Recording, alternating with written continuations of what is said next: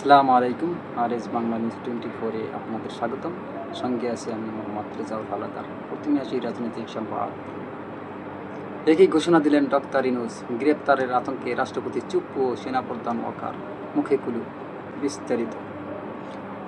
বাংলাদেশের রাজনৈতিক অঙ্গনে ভূমিকম্প। নোবেল বিজয়ী ডক্টর মোহাম্মদ ইউনূস হঠাৎ এক চমকপ্রদ ঘোষণা দিলেন, যা শুধু দেশ নয়, আন্তর্জাতিক মহলেও আলোড়ন তুলেছে।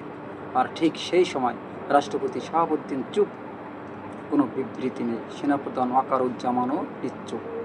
কী এমন বললেন ডক্টর ইউনূস? গ্রেপ্তারের আতঙ্কের পেছনের কী রহস্য?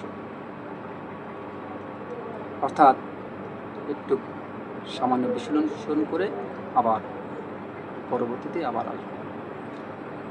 ডক্টর মোহাম্মদ ইউনূস তিনি স্বাধীনভাবে কাজ করতে গেলে তাকে বাধা দেওয়া হয় রাষ্ট্রপতি শাহাবুদ্দিন আহমেদ চুপ্পু ও ওয়াকারুজ্জামান মিলে দুজন তাকে কাজ করতে অনেক বাধা দেয়। কিন্তু ডক্টর মোহাম্মদ ইউনূস জানিয়ে দেয়, যদি তারা কখনো তার কাজে বাধা দেয় তাহলে জনগণকে সব বলে দিবে এবং সেনাপ্রধান ও চুপ্পুকে সামনে এনে ভিলেন বানিয়ে দেওয়ার জন্য চেষ্টা করবে যে তারা তাকে কেন বাধা দেয়, এটা জনগণকে সব বলে দেবে, এরকম হুমকি দেওয়া হয়। এবং যদি অতিরিক্ত কিছু করে তাহলে চুপ্পুকে গ্রেপ্তার করানো হবে। আর যদি জনগণ সত্যি জানে যে সেনাপ্রধান ওয়াকারুজ্জামান ও চুপ্পু তারা দেশ বিরোধী কাজে লিপ্ত, তাহলে তাদেরকে কিন্তু বাটাম দেবে। ওই রাষ্ট্রপতি এবং সেনাপ্রধান দেখার কিন্তু টাইম এই বাংলাদেশের মানুষের নাই। তা আপনারা দেখেছেন ওই 5ই আগস্টে তারা কুত্তার মতো লেজ গুটি পালিয়ে গেছে বাংলাদেশ থেকে। শুধু 5ই আগস্ট না, যারাই স্বৈরাচারিত করবে এই বাংলাদেশে, এরশাদের আমল থেকে শুরু করে, অর্থাৎ বঙ্গবন্ধু শেখ মুজিবুর রহমান থেকেই আপনারা শুরু করে দেখেন, স্বেচ্ছাচারিতা করেছিল না। মৃত্যু ব্যক্তির নামে কোনো খারাপ কোনো কথা নাই। যারাই স্বেচ্ছাচারিত করেছে তাদের কিন্তু পতন হয়েছে নির্মম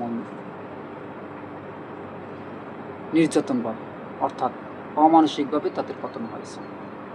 আপনারা অনেকেই দেখেছেন কিভাবে কার কোথায় পতন হয়েছে। বঙ্গবন্ধু শেখ মুজিবুরের পতন কতটা ভয়ানকভাবে হয়েছে। আপনারা এরশাদের পতন কত ভয়ঙ্করভাবে হয়েছে। যদিও শহীদ প্রেসিডেন্টকে জিয়াউর রহমানকে মানুষ ব্রাশফায়ার করে মেরে ফেলেছে, এটা খুবই দুঃখজনক, কিন্তু সে একজন ভালো নেতা ছিল। এবং আরও শোনা যাচ্ছে যে সেনাপ্রধান, বিএনপি এবং শাহাবুদ্দিন আহমেদ চুপ্পু, সাবেক রাষ্ট্রপতি, তিনি শেখ হাসিনার টার্মে রাষ্ট্রপতি, এখনও কি করে থাকে আমার জানা নেই, এই কয়েকজন মিলে বাংলাদেশকে অস্থিতিশীল করার জন্য একটা পায়তারা চালিয়ে যাচ্ছে। ডক্টর মোহাম্মদ ইউনূস কিন্তু সে কম খেলোয়াড় না, তাদেরকে এক প্রকার থ্রেট করে বলেছে, যদি কেউ আমার কাজে কোনো সময় বাধাগ্রস্ত করে তাহলে বাংলাদেশের জনগণের সাথে নিয়ে আমি সবাইকে সবার মুখোশ খুলে দেব যে তারা এই আমার কাজে বাধা প্রদান করে। এবার আসি মূল আলোচনায়। ভিডিওটি স্কিপ করবেন না, শেষে আছে আরও মারাত্মক ও চমৎকার বিশ্লেষণ, যা শুনে আপনাদের মনে একটা জাগরণ সৃষ্টি হবে যে কী হতে যাচ্ছে বাংলাদেশে। ঢাকায় এক আন্তর্জাতিক 21 জুন 2025 ঢাকায় এক আন্তর্জাতিক সম্মেলন ডক্টর মোহাম্মদ ইউনূস বলেন, আমি যদি ন্যায়ের জন্য কথা বলায় অপরাধী হই তাহলে আমি প্রস্তুত জেলেও যেতে। এই একটি বাক্য মুহূর্তেই ছড়িয়ে পড়ে সামাজিক মাধ্যমে, আন্তর্জাতিক সংবাদ মাধ্যমে, এমনকি জাতিসংঘ পর্যন্ত। কিন্তু প্রশ্ন হলো, এই ঘোষণা তিনি কেন দিলেন? ডক্টর মোহাম্মদ ইউনূসের বিরুদ্ধে শ্রম আইন লঙ্ঘন ও কর ফাঁকির অভিযোগে মামলার আপিল প্রক্রিয়া চলমান। আন্তর্জাতিক মানবাধিকার সংগঠন অ্যামনেস্টি অফ ইউএন তার পক্ষে বিবৃতি দিয়েছেন। ডক্টর ইউনূসের বক্তৃতার এই সারাংশ ক্লিপ সংবাদ সম্মেলনের দৃশ্য আন্তর্জাতিক সংবাদপত্রের হেডলাইন। সাধারণত এমন বড় ঘটনার পর রাষ্ট্রপতির পক্ষ থেকে নীতিগত বার্তা আসে, কিন্তু এবার রাষ্ট্রপতি সভাপতি চুপ করে আসেন।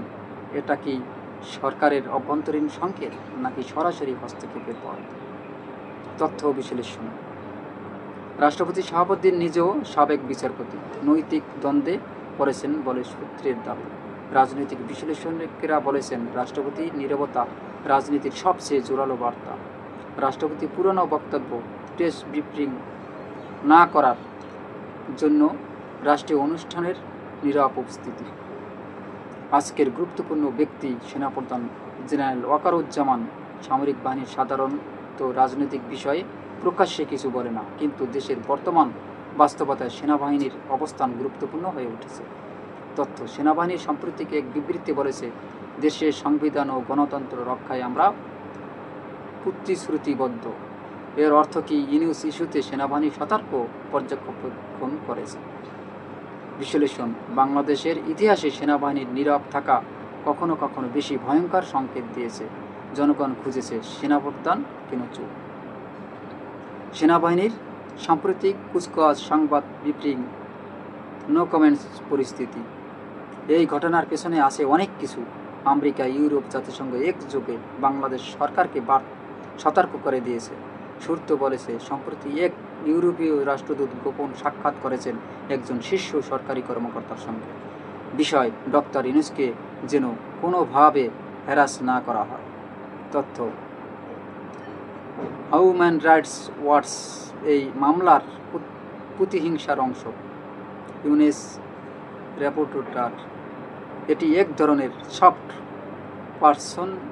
রাষ্ট্রদূতের আগমন, গোপন বৈঠকের আন্তর্জাতিক মিডিয়ার রিপোর্ট, সবই এখন জনগণের মধ্যে মিশ্র প্রতিক্রিয়া। কেউ বলছে আইন সবার জন্য সমান, আবার কেউ বলছে এই মামলার একটি রাজনৈতিক নাটক যেখানে উদ্দেশ্য ভিন্ন।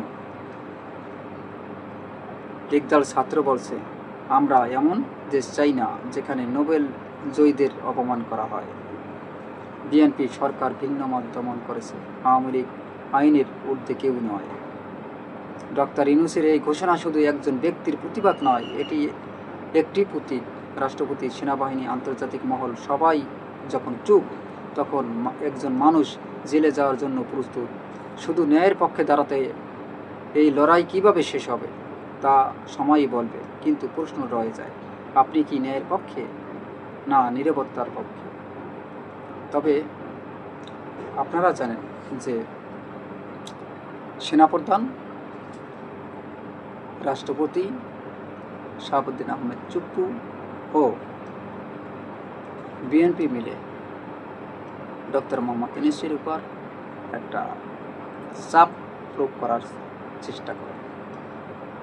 অর্থাৎ তিনি যখন কোনো কাজে যায় তখনই সেই কাজে বাধা দেওয়ার চেষ্টা করে এবং তাকে সেই কাজ করতে দিতে চায় না।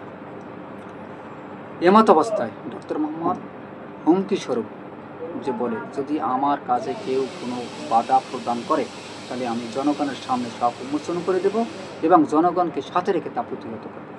চমৎকার একটা কথা বলেছে। এতে বোঝা যায় যে কতটা ডিস্টার্ব করে ডক্টর মোহাম্মদ ইউনূসকে। কিন্তু ডক্টর মোহাম্মদ ইউনূসও কিন্তু ছেড়ে দেওয়ার পাত্র নয়। তার প্রায় শেষ পর্যায়ে ডক্টর মোহাম্মদ ইউনূস, আপনাকে স্যার সেলুট, আপনি এগিয়ে যান, আমরা আপনাদের সাথে আছি।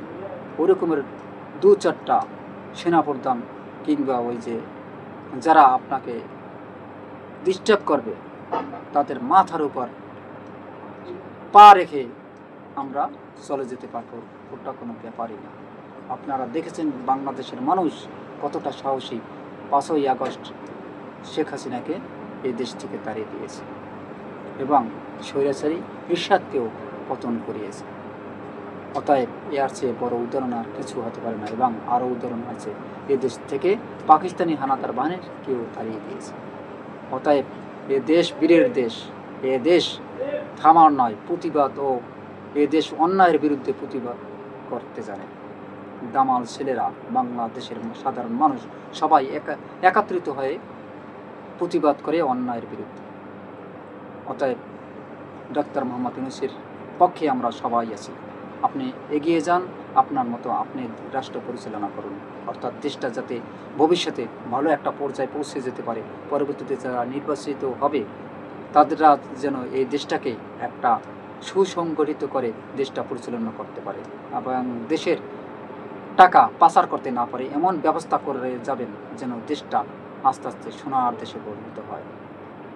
ভিডিওটি ভালো লাগলে অবশ্যই আমার চ্যানেলটি সাবস্ক্রাইব করুন, কমেন্টে লিখুন ন্যায়ের পক্ষে আমি আছি, আর ভিডিওটি শেয়ার করুন, সত্য কণ্ঠ যেন কখনো থেমে না যায়।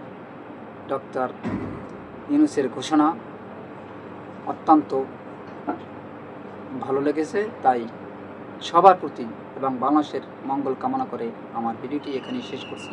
আসসালামু আলাইকুম রহমতুল্লাহি